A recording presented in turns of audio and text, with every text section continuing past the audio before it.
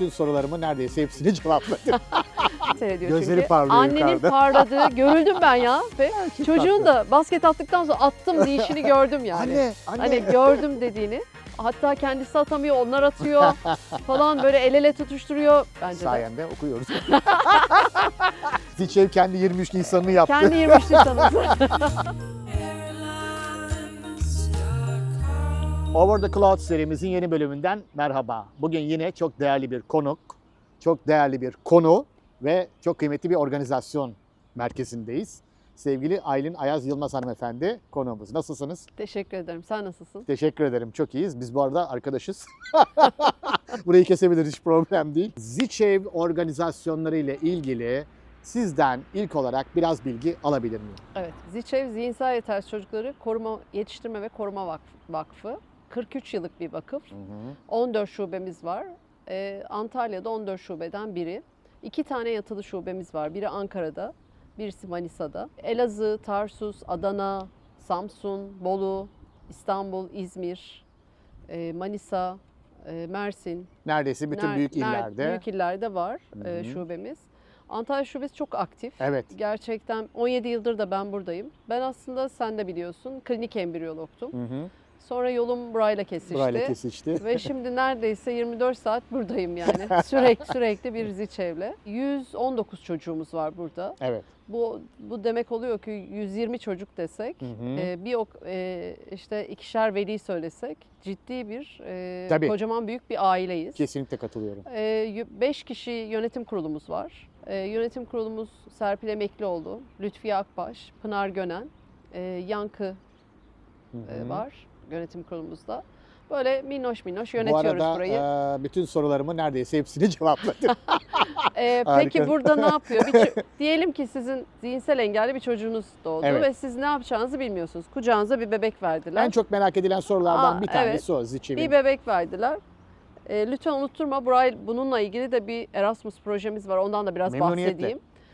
Bir bebeğiniz var. Bebekle ne yapacağınızı bilmiyorsunuz. Nereye başvuracağınızı bilmiyorsunuz. Diyelim ki bizim kapımızdan içeri girdiniz. Hı hı. Öncelikle biz size diyoruz ki bir rapor alın. Bebeğinizin teşhisi ne? Durumunu bir tespitine istinaden. RAM raporu alınıyor. Hı hı. Rapor tam teşekküllü hastaneden alındıktan sonra bize geliyor. Raporlar şöyle çıkıyor. Her çocuğa aynı rapor çıkmıyor. Her çocuğa farklı bir rapor çıkıyor. Diyelim ki bir çocuğa diyorlar ki buna okuma yazma öğretebilirsiniz. Evet. Buna diyorlar fizik tedavi verebilirsiniz. Modül çıkıyor çocukların şeyleri. Tedavi şemaları çıkıyor. Şemaları Şema çıkıyor. çıkıyor aslında Hı hı. bir tane. Kişiye özel çıkıyor. Kişiye özel. Burası da kişiye özel bir eğitim veriyor. Hı hı. Her çocuk burada, siz de gördünüz burada, gözlemlediniz. Her çocuğun giriş çıkış saatleri farklı. Evet. Her çocuğun farklı eğitim aldığı için burası bence o yüzden çok değerli bir vakıf. Peki bizim burada ne var? Diyelim ki bebeklikten başlayayım. Montessori kreşimiz var yukarıda. Hı hı. Bu ne demek? Çok uyaran verirseniz bebeğe, bebeği daha hayata katabilirsiniz. Bebeğe daha ya da çocuğa daha hayata aktif, Hayatın içine alabilirsiniz. Çok uyaranla onu yetiştirebilirsiniz. Her çocuğun da eğitim hakkı var. Biz bunu savunuyoruz. Montessori kreşimiz var. Fizik tedavimiz var. Hı hı. Şöyle fizyoterapistlerimiz var 2 tane. Bazı çocukları, mesela serebral palsili çocuk ayağa kalkamıyor. Fizik tedaviyle sorun çözülebiliyor. Fizyoterapistler. Ama tabii bunun için bir zaman, bir süre gerekiyor ve sabır gerekiyor. Hemen olmuyor. Hemen olmuyor. Uzay terapi odamız var. Hı hı. Bir tane duyu bütünleme odamız var. Orası da çok önemli aslında. Mesela bazıları şeftali elleyemez. Evet. Bazıları işte dengede duramaz. Genellikle otizm tanılı çocuklarımız ışıktan ve sesten rahatsız oldukları oluyorlar. için Hı hı. onları orada, mesela geldi otizm tanılı bir çocuk ya da başka bir tanıyla geldi. Çocuk duyu bütünleme odasında gözlemliyoruz. Tabii ki özel öğretmenlerimiz var. Biz değil. Biz yönetim kuruluyuz. Biz sadece buradaki Yönetim kadrosu olarak. Evet. Oradaki eğitim kadrosunda gözlemliyorlar. Çocuk diyelim ki ışığa karşı duyarlı. Onun üzerine eğitim vermeye başlıyoruz. Eğitim, Böyle eğitimlerimiz teke tek veriliyor. en çok merak ettiğim konulardan bir tanesi o. Şimdi detay verdiniz, çok hoş bir şey. Ama mesela kaç hocanız var? Hangi hocalar hangi eğitimleri veriyorlar ve bu hocalar hangi altyapıdan geliyorlar? Çok güzel soru. Üniversitede özel eğitimden mezun oluyorlar. Yine eğitim fakültesinin içindeki özel eğitim birimlerinden Bir de özel kurslar da alıyorlar. Şimdi Türkiye'de ehliyetler de var. O tarz bir kurslardan da, eğitimlerden de geçiyorlar. Master yapanı var. Mesela dil terapi master'ı yapanı var. İşte mesela dil terapi hocamız var. Ne demek? Bazı çocukların konuşmalarını anlayamazsınız mesela. Evet. Biz onun üstüne gidiyoruz. Dil terapi. Ben laboratuvar diyorum. Laboratuvar sevmeyi çok seviyorum. Dil terapi odamız var yani. Ama ben dil terapi laboratuvarımız var demeyi seviyorum. Daha çok atölye tadında aslında, Atölye. değil mi? Günlük becerilerini geliştirdiğimiz bir odamız var. Orayla çok övünüyoruz. Zaman zaman değiştiriyoruz orayı. O şu demek, çarşafını geçirebilsin, bulaşık Tabii. makinesine bir şey koyabilsin, kettle'a basabilsin, günlük becerilerini Günlük hayatın geliştirebilsin. içerisinde bazı şeyleri. Ben 17 yıldır buradayım. Gözlemlediğim çocuklar var. Mesela çocuklar kreşe gitmiş, eğitim almış küçük yaştan itibaren. Evet. Şimdi evine gidip, tabii ki tanısına göre, burada yanlış bir şey anlaşılmasın. Evine gidip asansöre binip evine gidebiliyor, otobüse binebiliyor. Bizim de istediğimiz nedir buradaki amacımız nedir? Birey yetiştirmek. Hayatın birey içinde haline, hayatın olsunlar. içine, Evet, hayatın kenarında köşesini içine yaşamasınlar. dahil etmek, hayatın içinde olmak. Çok doğru. O yüzden bizim çabamız kendi kendine işini yapabilsin, görebilsin. Tabii ki bu da tanıyla ilgili. Hani herkese her eğitim yapılmıyor maalesef. Tabii ki. Yani Biraz her önce- zaman olduğu gibi. Biraz önce bahsettiğin gibi evet, herkesin, evet. her bir bireyin Her bireyin ayrı bir farklı bir şeyi var. eğitim süreci geçirmesi gerekiyor evet. ki aradan geçen yıllara istinaden o farklılığı görebilelim. Tabii, tabii. 17 sene dedin. 17 sene içerisinde bambaşka hayatlara kavuşan çocuklar var mı? Örneklerimiz var mı? Ya çok anım var. Böyle çok hiç kıyamıyorum. Ama mesela bir tane projemiz var. Biz genelde takvim projesiyle sesimizi duyurmaya çalışıyoruz. Hı hı. Her sene bir takvim Evet, evet. projesi yapıyoruz. Ve takvimlerin de bir sosyal mesajı oluyor. Tabii bizim bir inkübasyon dönemimiz oluyor. Biz tabii ki hani bir mesaj verelim kaygısıyla çıkmıyoruz yola. Biz onu bir inkübe ediyoruz yönetim kurulu olarak. Bunu Tabii. bu sene neye değinelim? İşte mesela otizm mi, Down sendromu mu, nereye dikkat çekelim? Zihinsel yetersiz mi? İşte bir sene bir çocuklarla çalışıyoruz. Üniversitede bir sohbete çağırdılar beni. Yine vakfı tanımak istiyorlar. Sosyal sorumluluk projesi yapacaklar. Biliyorsunuz artık üniversiteler şöyle diyor artık çocuklara.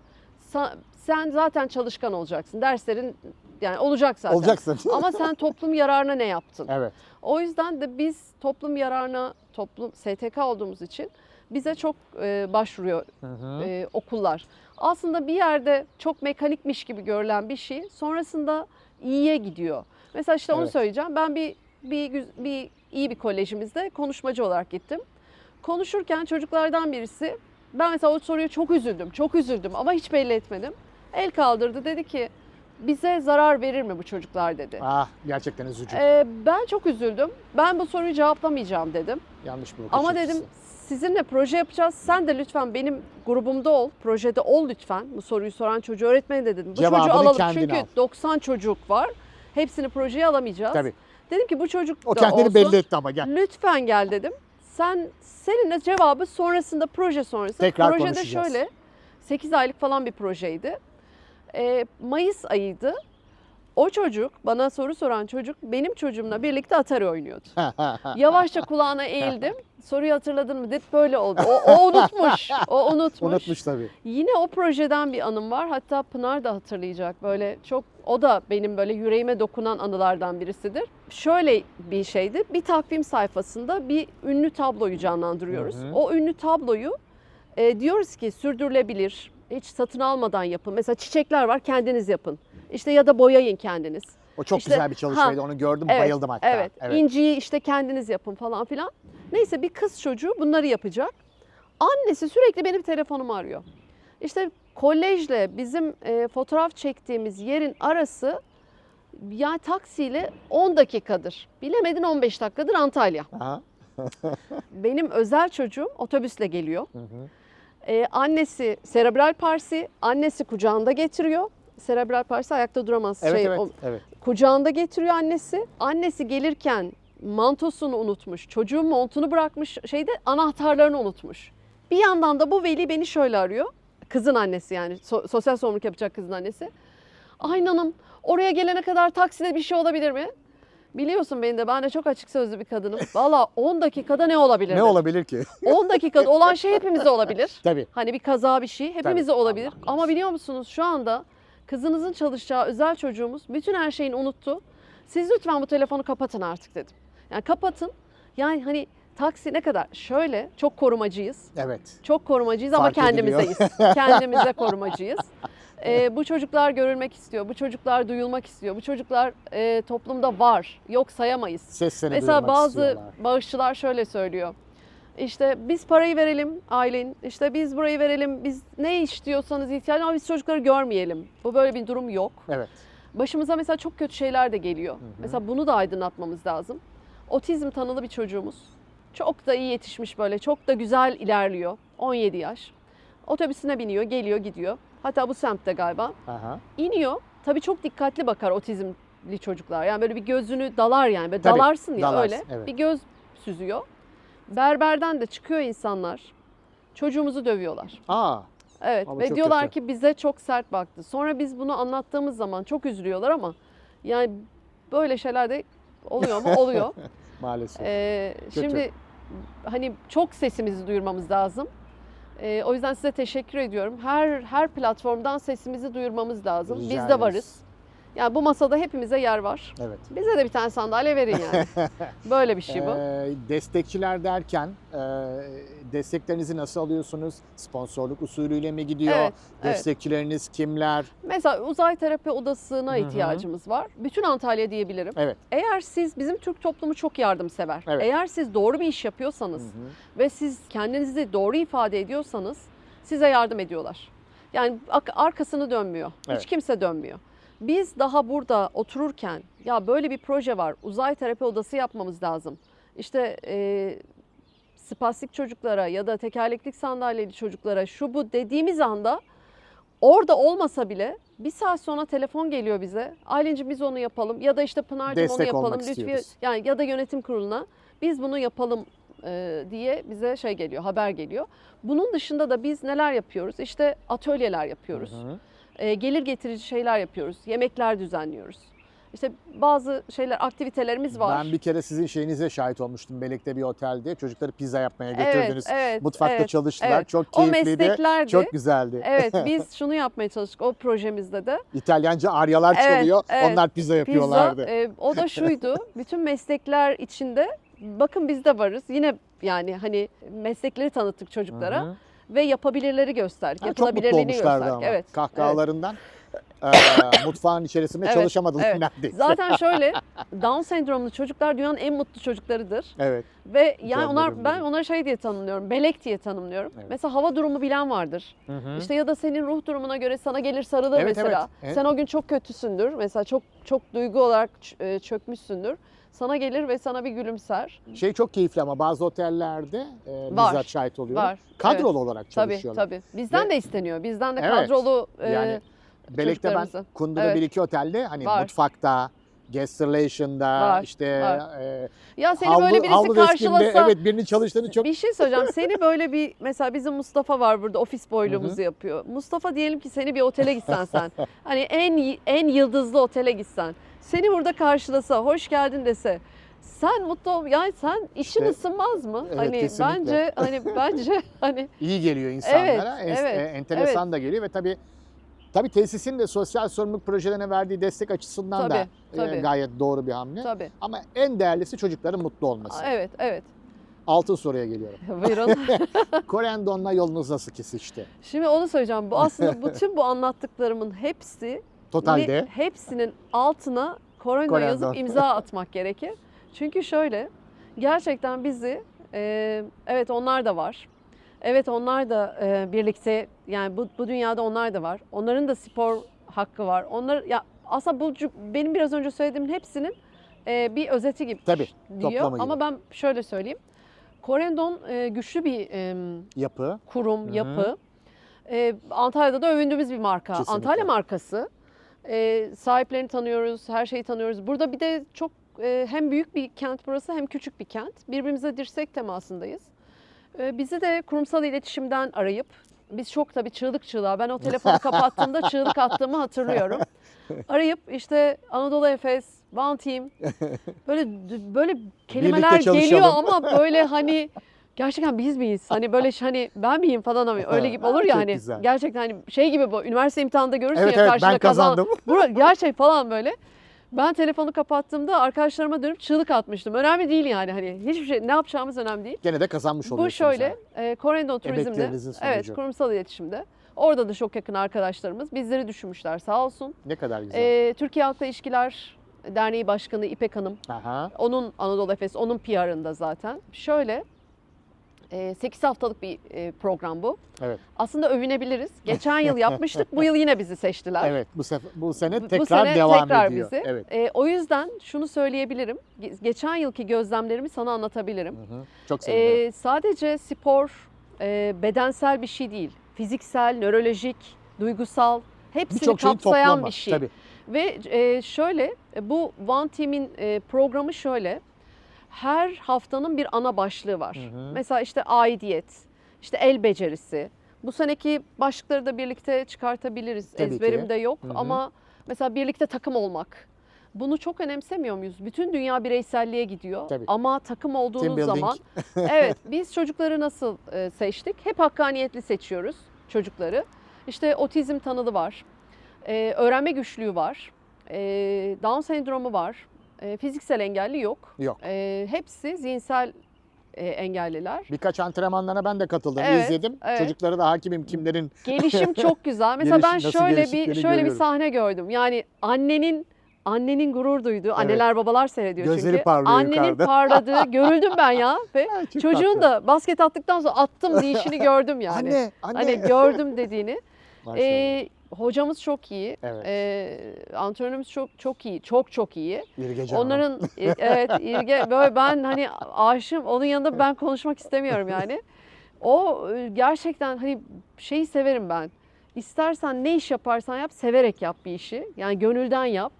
O da öyle. O çok fark Çocuklarla ediliyor. birlikte top sürüyor, top koşturuyor, basket atıyor. Hatta kendisi atamıyor, onlar atıyor falan, böyle el ele tutuşturuyor. Dikkatleri dağıldığı an başka bir şeye çekiyor.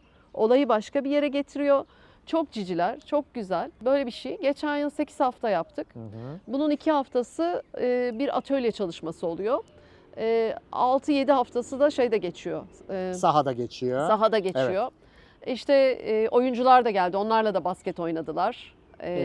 Birkaç isim saydılar. Ben birkaç Evet. antrenmana katıldım. Evet. Ona da hakimim. Tabii Evet. bu arada Muratpaşa Belediyesi'nin de Evet. ciddi desteği Şimdi var. şöyle, Onu da biz atlamadan. semt olarak da, Hı hı. vakıf olarak da Muratpaşa Belediyesi'nin himayelerinde demeyeyim de ama bütün Desteğiyle, destekleri, tabii. bahçemiz onlarda, Hı hı. yemeğimizi onlar yemeğimizi Büyükşehir gönderiyordu. Hı hı. İşte bir sürü şeyimizi Muratpaşa Belediyesi yapıyor. Gerçekten bu vesileyle Muratpaşa Belediyesi'ne, Corendon Turizm'e, Anadolu Efes'e, One Team düşüncesi, teşekkür herkese ediyoruz. teşekkür ederiz. Çünkü bizi görünür kıldılar. Bizi bir de şöyle, eğitim ya, hani eğitimin kötüsü olur mu? Kesinlikle Yani katılıyorum hani, ama görünür kılmak için de siz bayağı bir çalıştınız yani. Tabii, Şimdi tabii. 17 seneden bahsediyorsun. evet. En az 12-13 senesine ben bizzat hakimim Evet, yani neler evet, yaptığınıza. Evet, Birçok organizasyon yaptınız ve güzel bir yönetim kurulu. Evet. Herkes canla başla çalışıyor. tabii. Sonucu da bu olsun yani. Evet, Daha, evet, daha evet, da güzel şeyler olsun. evet, Erasmus demiştik. Orada kaldık, açmadık. Biraz Erasmus'la ilgili konuşalım mı? evet. Lütfen. Anlatmak istiyoruz zaten. Şöyle, Ziçev Antalya tarihinde bayağı güzel bir proje. Hı hı. Gerçekten ekip arkadaşlarıma Antalya'da bu tür projeleri seviyor aslında. seviyor. Ve destek de oluyor. Seviyor. Değil mi? seviyor. Yani diğer şehirlerle Evet. yan yana koyunca Evet. bayağı bir level olarak yukarıda Aynen, bir yerdeyiz. Aynen. Daha bilinç düzeyi yüksek. Daha bile evet kesinlikle. Evet. Mesela kitap okuma Antalya'da en yüksek. En yüksek. Falan böyle. Evet, bence de. Sayende okuyoruz. Şöyle, Akdeniz Üniversitesi, Antalya Valiliği, Hı hı. Polonya, Romanya birlikte yaptığımız bir proje. Bu şöyle, sanal alemde sanal ziçevi kuruyoruz. Hı. Erasmus projesi. Enteresan. Kazandık bu sene. Hı. Çok mutluyuz. Çok güzel. Sanal Tebrik alemde ederim. bir sanal chat odası. Diyelim ki İspanya'dan birisi de, işte Antalya'dan birisi de girip benim çocuğum hangi eğitim alıyor, senin çocuğun hangi eğitim alıyor ya da yalnız olmadığını gösteriyoruz velileri. Aa, çok Çok güzel. çok güzel. Müthiş bir iletişim. Çok güzel Çok bir güzel. iletişim. Bütün Sevdim. dünya ağıyla. Hmm. Bizde bir ağ. İşte böyle bu projeyi başlattık. Başlattınız. Başlattık. Geçen 15 gün önce paydaşlarımız burada ağırladık paydaşlarımızı. Aa, misafirlerinize Evet, geliyor. evet geldi. Bizler gideceğiz falan Slovenya'ya, şuraya buraya. Öğretmenlerimiz gidecek. Böyle keyifli bir şey oldu. Bir Aa, de çok güzel. bir projemiz daha var. O projede Eğirdir Gölü'nün kurumasına, yani doğaya bir atıfta bulunmak Hı hı, için hı hı. yine bir partnerimiz var. Orada Ekim ayında bir bir yürüyüş yapacak bizim çocuklar, özel çocuklarımız. Yiyeceğiz, içeceğiz böyle orada ve farkındalık yaratacağız. O da böyle Hem trekking gibi, piknik trekking gibi. piknik gibi. Evet. Biz de varız diyeceğiz. 6-7 ülkeden çocuklar gelecek, yine özel çocuklar. Evet, böyle çok güzel. Ziçev kendi 23 Nisan'ını yaptı. Kendi 23 Nisan'ımızı. Ay harika. Evet, evet, böyle Çok bir şeyimiz güzel. var. Tabii bu arada da geleneksel olması için elinizden gelen çabayı göstereceksiniz. Evet, Kuvvetli evet, muhtemel. evet. Ne kadar güzel. Hani 17 sene önce belki de küçücük bir organizasyon olarak başladı. Bugün uluslararası bir yapıya sahip oldu. Müthiş. Aynen, Tebrik ederim. evet, Vallahi evet. gerçekten Teşekkür çok ederiz. duygulandırıcı. Teşekkür ederiz. Benim birkaç sorum da Fatoş Hoca'ya var. Tamam, O yüzden çok teşekkür Tamam, ediyorum. ben Ağzına teşekkür sağlık. ederim. Çok keyifliydi. teşekkür ederiz. Çok mersi. Fatoş Hanım hoş geldiniz. Nasılsınız? Merhaba, hoş bulduk. İyiyim, teşekkür ederim. Sizler nasılsınız? Teşekkür ederiz. Biz deyiz. Birkaç gün önce antrenmanlarınızdan birinde ben de oradaydım. Siz de Evet. hatta İlgi Hoca ile beraber Evet, çocuklarla koşturuyorduk. beraber koşturuyordunuz. Aylin Hanım sağ olsun gayet aydınlattı bizi ama hem geçen seneki programı hem bu seneki programı biraz detay almak istiyorum sizden. Bir de aradaki farklılıklar. Bu sene 4. haftada mıyız? 4. haftadayız, evet. Değil mi? Yanlış Evet, bilmiyormuşum. 4. haftadayız. Biraz onları duysak sizden çok keyifli olur. Şöyle bu sene daha profesyonel başladık. Neden? Çünkü geçen yıla nazaran çocuklar ne yapacağını biliyor. Tabii. Nereye gideceğini biliyor. Kimle ne yöneteceğini biliyor. Antrenmanlılar. Evet, mesela otobüse giderken sıra olun dediğimde herkes kimin arkasında olduğunu biliyor. Biliyor. Aha. Bir önceki One Team'de daha çok şeydik böyle kargacık burgacık kim nereye Cemile bir Yeni hazır, yanda yeni ağlıyor. alışıyorduk Evet, tabii doğal tabii. olarak. Şimdi Cemile artık ablalık yapıyor. Yeni bir tane öğrencimiz başladı, Hı hı. Miray. Miray'ı şeyden Evet, Miray'ı çok duyuyorum bu arada. seyircilerin olduğu yerden alıyoruz. Evet, geçen yılla bu yılın farkı artık çocuklar daha olgun, daha grup çalışması yapıyorlar ve ne yapacaklarını biliyorlar. Evet. Yani İlgi Hoca parkuru oluşturmadan önce o parkurda nasıl yapacaklarını kendileri biliyorlar. Topa hakimler, el göz koordinasyonuna hakimler. Yani daha hazırlar açıkçası. Benim gözlemlerimden bir tanesi de güzel bir takım olmuşlar aslında. Evet. Yani birkaç sene Evet. daha çalışıp Evet, profesyonel basketbol liginde kesinlikle. Yani yer şöyle alacak kadar iyiler.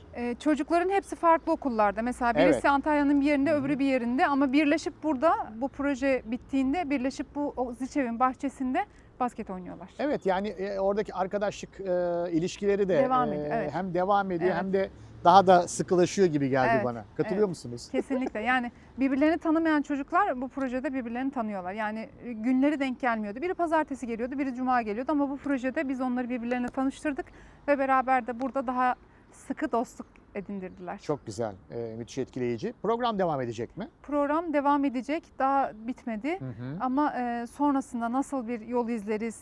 Seneye bu periyodik hale gelir mi, gelmez mi? Artık beraber yol alacağımız Oturup bir karar çalışma. vermek Evet. gerekiyor ama bu kadar başarılı projenin de hani devam edeceğine ben gönülden inanıyorum Ben aslında. de. Çünkü talep de olacaktır Evet, evet. doğal olarak. Evet, çünkü geçen seneki öğrencilerimizle bu seneki öğrenciler arasında da fark var. Hani Hı hı. ben de katılmak istiyorum diyen öğrenciler de çok fazla bize. Tabii seneye her sene artacaktır bu. Bir de rakam. İlgecan Hoca'yla şeyi de konuşmuştuk.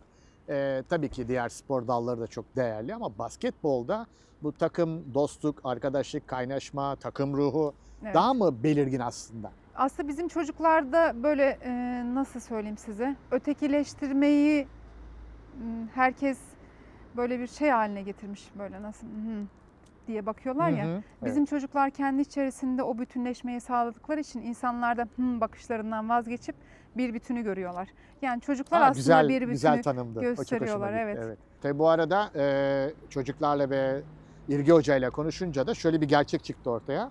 Çocuklar annelerinden, babalarından ya da hocalarından daha çok sizi dinliyorlarmış. Estağfurullah. Yani Öyle bir yakınlığınız var onlarla. Evet, evet.